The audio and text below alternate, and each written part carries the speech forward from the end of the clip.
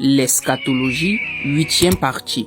Alors, depuis 1844 jusqu'aujourd'hui, nous sommes dans l'âge de la Odyssée, le dernier âge de l'Église avant le jour du Seigneur. D'ailleurs, l'Église est née en l'an 33 et la durée du temps de grâce est de 2000 ans. La sommation nous donne 2033 et nous sommes déjà en 2023. Je dis ça, je dis rien, mais cela montre à quel point nous sommes très proches de la fin du temps de grâce. Et les signes qui précèdent le jour du Seigneur sont visibles dans l'Église aujourd'hui. La Bible déclare dans Acte 2, le verset 20, que le soleil se changera en ténèbres et la lune en sang avant l'arrivée du jour du Seigneur. Et dans Matthieu chapitre 24, le verset 29, on précise même que les étoiles tomberont du ciel. Tout ceci nous renvoie prophétiquement dans la maison de Jacob, lorsque son fils Joseph a eu un songe dans lequel il a vu le soleil, la lune et 11 étoiles se prosterner devant lui. Et son père Jacob le réprimanda en lui disant: « Faut-il que nous venions, moi, ta mère et tes frères, nous prosterner en terre devant toi ?» À ce moment, la prophétie est automatiquement décelée.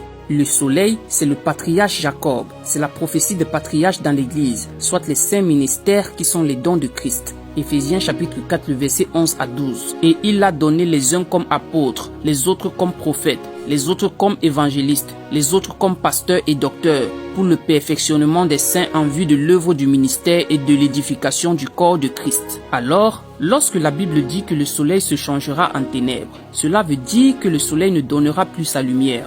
Or, la lumière, c'est la parole de Dieu, car il est dit dans Somme 119, verset 105, « Ta parole est une lampe à mes pieds, une lumière sur mon sentier. » Dans les temps qui précéderont le jour du Seigneur, les patriarches dispensateurs de la parole n'enseigneront plus à chercher premièrement le royaume et la justice de Dieu, mais ils prêcheront plus sur les choses de la vie courante. C'est ça le soleil qui s'est changé en ténèbres et qui ne donne plus de sa lumière. Par ailleurs, la lune, c'est Rachel, épouse de Jacob. La lune ici symbolise l'Église épouse de Christ. Et a priori, la lune n'a pas de lumière en elle-même. La lumière que la lune donne est tout simplement le reflet de la lumière du soleil qu'elle reçoit. Et comme le soleil ne donnera plus de sa lumière, par conséquent la lune se changera en sang. Tout ceci pour dire que comme les patriarches, dispensateurs de la parole, n'enseigneront plus à chercher premièrement le royaume et la justice de Dieu, l'Église se changera en sang, c'est-à-dire qu'elle deviendra charnelle. Et enfin, les étoiles, c'est la prophétie de la postérité d'Abraham, car Dieu lui avait dit que sa postérité serait d'autant nombreuse que les étoiles du ciel. Ces étoiles, en réalité, ce sont les chrétiens,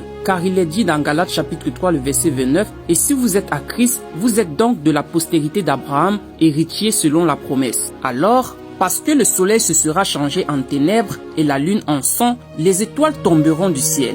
Et la chute des étoiles du ciel vers la terre, ce sont les chrétiens qui vont abandonner les motivations célestes et vont aller vers les choses terrestres, vers les choses éphémères, empiristes et passagères. En outre, la Bible déclare que comme l'époux tardait, toutes les 10 vierges s'assoupirent et s'endormirent. C'est ici la prophétie du sommeil spirituel de l'Église dans les temps qui précèdent le retour du Seigneur Jésus-Christ. Voilà pourquoi le Seigneur lui-même dira: « Mais quand le Fils de l'homme viendra, trouvera-t-il la foi sur la terre ?»